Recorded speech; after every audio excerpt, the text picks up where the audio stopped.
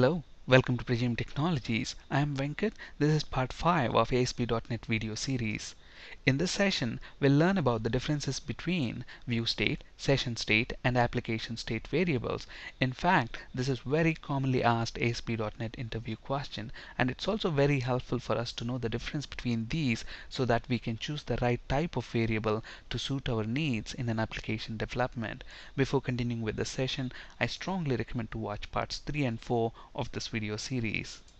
Let's look at an example. Let's flip to Visual Studio. Here I have a very simple ASP.NET web application project created which has got ViewState1.aspx web form, and on this web form I have two controls, a text box and a button control. And if you look at the code behind of this page, I have a very simple 6 to 7 lines of code here. Let's actually run this application and see what it's doing at the moment, and then we will walk through the code. Now, you have this text box and button control here. Initially, when the page is loaded, when it's the GET request for this ViewState1.aspx page, a value of 0 is displayed in this text box, and I click the button once, a value of 1 is displayed. I click it again, 2, third time, 3. So every time you click the button, the clicks count is displayed in that text box. Now let's see how we have achieved this. To achieve this, we have actually made use of a ViewState variable here. Okay, so in the page load event handler for ViewState1 page, I have this condition if not is post back. If the request for ViewState1 page, if it's not a post back request, if it's a GET request, then check whether if ViewState of clicks is null, and if it is null, store a value of 0 within that ViewState of clicks variable. And then what we are doing, we are using that ViewState of clicks to initialize the text property of textbox1 control. So here ViewState of clicks is initialized to 0, which in turn is used to initialize the text property of textbox1. So when we actually request ViewState1.aspx, when we type the URL, press enter, it's like the GET request for that ViewState1.aspx, so a value of 0 is displayed because that's what we have told it to do. And then when I click the button, what's going to happen? When we click the button, the ViewState1.aspx page will be posted back to the server. So a new instance of ViewState1.aspx page is created, and then the page load events gets fired again. And then this piece of code will not be executed because it is a post back request. Okay, we told this to be executed only if not is post back. So this piece of code will not be executed. So it will come to the button click event, and we know in ViewState of clicks at the moment the value is 0. So we are taking that value, incrementing that by 1, and then storing that value in clicks count variable, which in turn we are using to set the text property of textbox1 control. So you see a value of 1 in the text box when I click this button one time. And then finally, look at this. We are storing that incremented value back in ViewState of clicks. So next time when I click the button again, what's going to happen? At the moment, ViewState of clicks value is 1. So we are taking that value out, adding 1 to it, and then storing it back in the clicks count variable. And then we are using that to set the text property of textbox1 control, and finally storing it back again in the ViewState of clicks variable. That's why every time you click this button, the value gets incremented as expected. Alright, now let's add another web form to this ASP.NET web application project, and to do that I just right click the project name, add new item, and I choose web form, and let's call this ViewState2.aspx. So ViewState2.aspx, click add. That should add that web form. Now what I'm going to do, I'm going to go back to ViewState1, copy the button and text box control, go to ViewState2.aspx, flip to the design mode, paste the two controls there. So the design of ViewState2 and ViewState1 is exactly the same. Now I'm going to copy the code as well from ViewState1.aspx and paste that in the code behind page of ViewState2.aspx page. Let's do that. So let's go to the code behind page of ViewState2.aspx and paste that there. So if you look at this, we have two web forms, ViewState1 and ViewState2.aspx, which has got exactly the same design and the same code behind. So now let's highlight ViewState1.aspx, run this project. So we are on ViewState1.aspx page. Now I click on this page once, twice, thrice. Look at this. The value is 3 here. Now in the browser, I'm going to navigate to ViewState2.aspx just by typing in the URL of that page. Press enter. So the moment I navigated to ViewState2.aspx, look at the value of that you see in the text box. Okay, it's reverted back to 0. That's because ViewState variable of webform1 is not, ViewState variable in ViewState1.aspx is not available in ViewState2.aspx. So this proves that ViewState of one web form is available only within that web form. Okay, so when I click this button on ViewState, do look at this. At the moment, the value on ViewState2.aspx is 5, but the moment I navigate to ViewState1, look at what's going to happen. ViewState1.aspx, it's not able to use the clicks, ViewState variable on ViewState2 page. Whatever we have, on ViewState2.aspx, that value you cannot refer to that same value on ViewState1.aspx. So basically the point is ViewState of a web form is available only within that web form. Okay, now where is this ViewState stored? Is it stored on the web server or is it stored on the client? It's actually stored on the page in a hidden field, and we have looked at that in the previous video session. Okay, so it's actually stored on the page. So if you look at this, when I double click, click that, the value gets incremented. Now if I right click the page and say view source, there will be a hidden field called _ViewState. Okay, so this is the hidden field used by ASP.NET, to store the ViewState variable value. And if you look at the value here, it's actually, it looks like something encrypted. It's actually not encrypted, it's encoded. It's base 64 encoded. On the server, it gets base 64 decoded in the page init event and then loaded back into the variable or a control. Okay, so ViewState data is not stored on the web server or on the client. It is actually stored on the page in this hidden variable called _ViewState. So ViewState is stored on the page in a hidden field called _ViewState. Now because this ViewState is stored on the page, if you close the browser or if you navigate away from the page, so if you close the browser or you navigate from that page to another page, what happens? The ViewState will basically be lost. And that's what we have seen just now. Okay, so I'm currently on ViewState1.aspx. I click it 5 times. Look at this.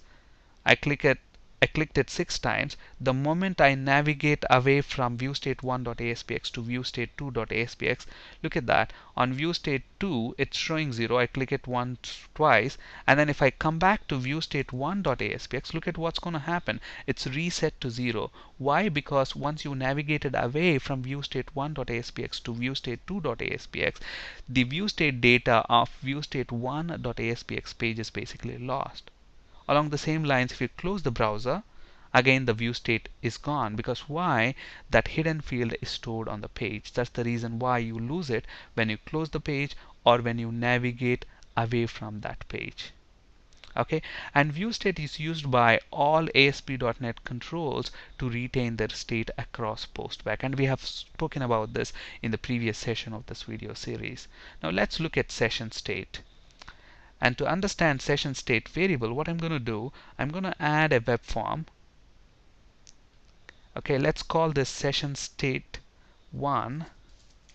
So SessionState1.aspx and click add. So that should add SessionState1.aspx. Now while we are here, let's add another web form, SessionState2.aspx.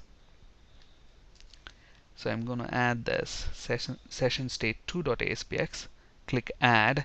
Okay, so session state 1 and session state 2. What I'm going to do, I'm going to go back to view state 1, copy the design from there. Instead of copying it from design, I'm going to copy it from the HTML, which is much easier. So copy that, go to session state 1 HTML and paste it there. So on the page I am actually using the same design on session state 1.aspx as well. I'm going to view state 1 code behind page, copy that code. I'm going to paste that in session state 1.aspx. And look at what I'm going to do here. I'm going to change wherever I am using view state of clicks, I'm going to change that to a session state variable by just typing in session. Okay, and I'm going to copy paste that wherever I have view state. That's it. I'm not changing any other logic here. All I'm doing is, instead of using a view state variable, I am making use of a session state variable. And let's copy this code and paste it on session state 2.aspx as well. And then obviously we need to copy the design as well into session state 2. So I'm going to go back to session state 1, copy the HTML and paste that in session state 2. Alright, so now let's select session state 1, save everything, Control F5. So we are on session state 1.aspx page now. And look at this, I click the button once, twice, thrice. Okay, the value currently is 3. Instead of using, the logic is very much similar, except that in session state 1.aspx page, instead of using the view state variable, I am using a session state variable, session of clicks. Okay, so now let me navigate away from session state 1.aspx to session state 2.aspx. Okay, the moment I do that, look at this. Even when session state 2.aspx loads, I'm currently on session state 2.aspx. Look at the value, it didn't get reset to 0. Okay, it still stayed at 3. That is because session state data is actually shared across all web forms. We know that view state is available only within that web form. If you navigate away from that web form, the view state is basically lost, because view state is stored on the page. And view state of one web form is not available in another web form by default, whereas session state data is shared across all web forms. So I click 4, 5, 6, 7. Look at this. On session state 2.aspx, the value is 7. Now if I type in session state 1.aspx and press enter, look at that. It retains that value 7. Why? Because session state data is available across all pages. But then let me make another change.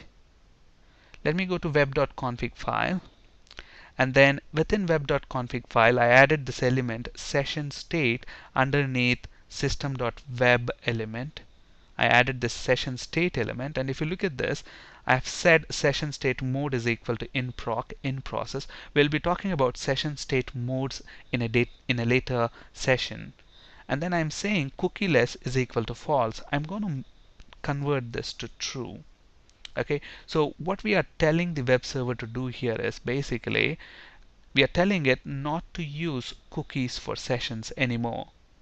Instead, use the session ID as part of the URL itself.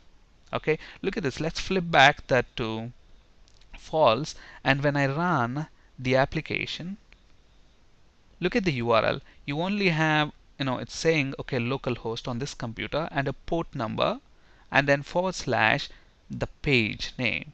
Okay, but let's go back now to web.config file and let's change cookieless to true, meaning we are telling the web server not to use cookies to store session IDs. So that means the session IDs are now going to be passed in as part of the URL. So if you look at the URL now, localhost, the port number, and then there is this S and then some alphanumeric number there. What is that? That is the unique session ID. How does the web server know where the request has come from? It uses this session ID. The web server uses this session ID to identify, okay, this request has come from the same user.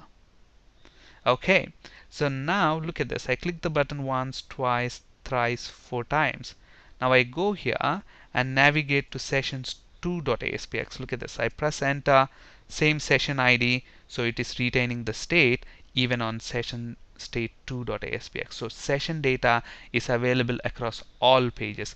But look at this. What I'm going to do, I'm going to change this to something else, or I'm going to completely delete this session ID from there.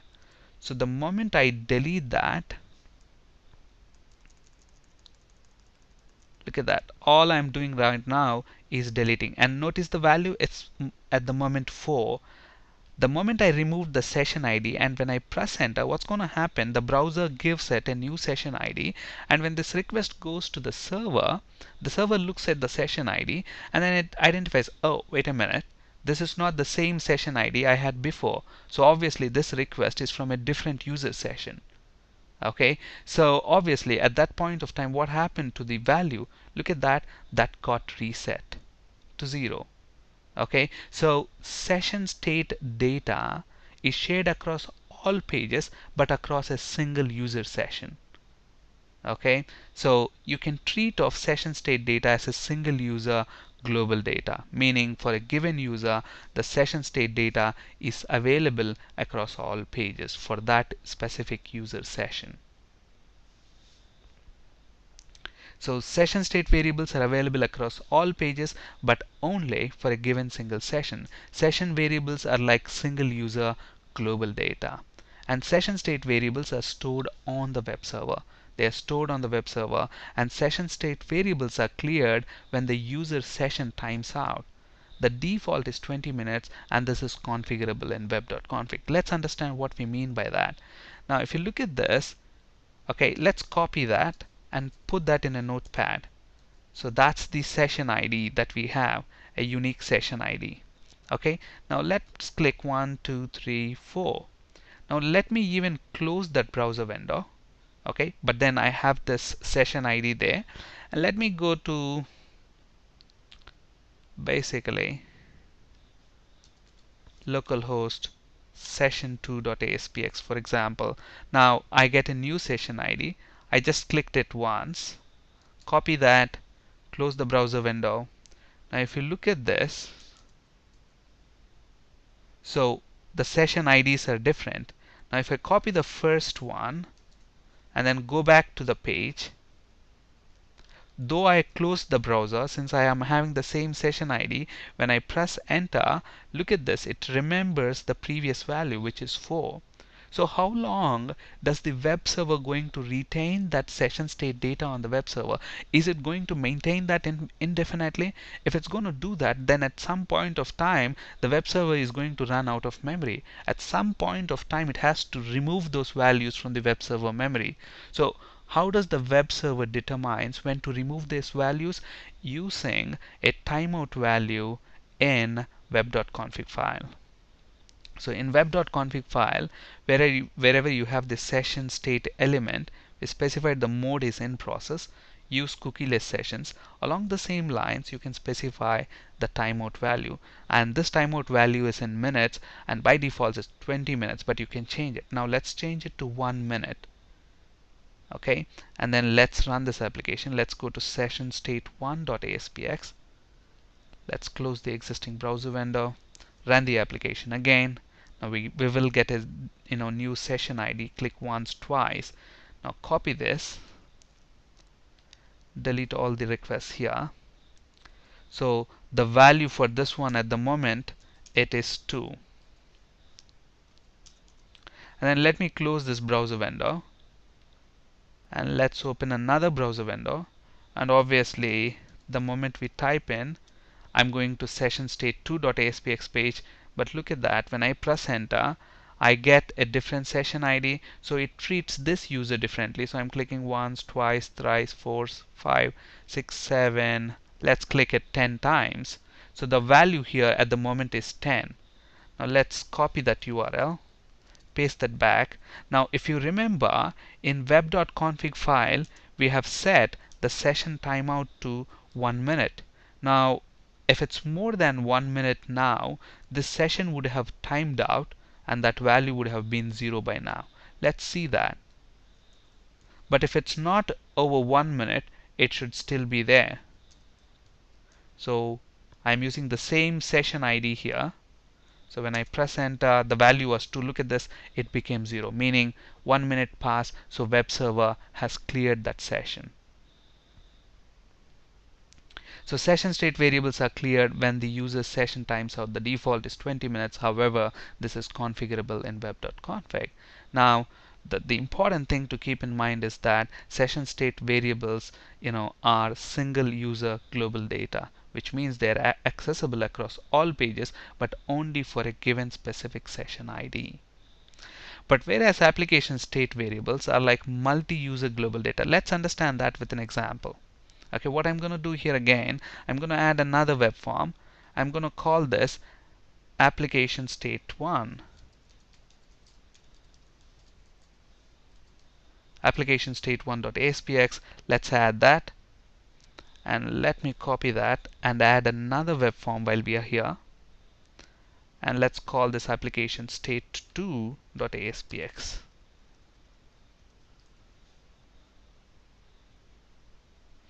Okay, cool. Now what we are going to do, the same exercise, copy and paste the design and the code. So let's copy the design first onto both application state 1 and application state 2 pages. So application state 1, let's go to application state 2, copy the HTML there, and now copy the code behind. So from session state 1.aspx, copy that and paste that into application state 1, and obviously we need to modify that to use application state variables instead of session state variables. So all we do is replace application state, session state with application. So wherever you see session, replace that with application. That's about it. So which means we are using application state variables here. And let's copy this and paste into application state 2.aspx page.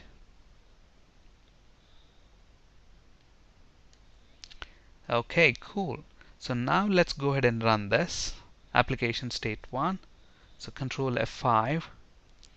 So now you see that we get a different session ID for this user. So let the page load. Look at the session ID. That's something 1, 2, 3.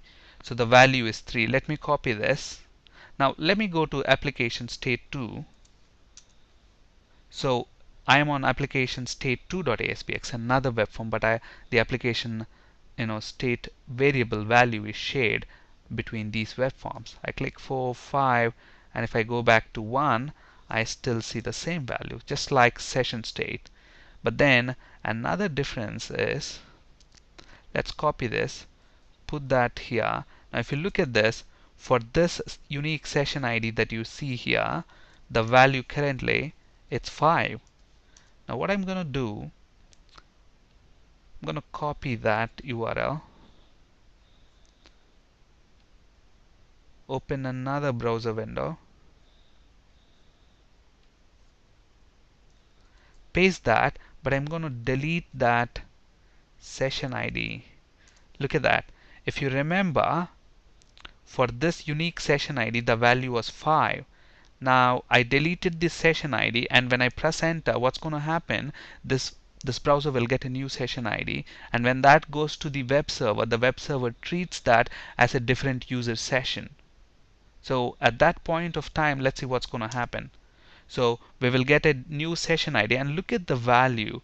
We still have that 5. So if you look at that the same 5. Now this is what is the significance difference between,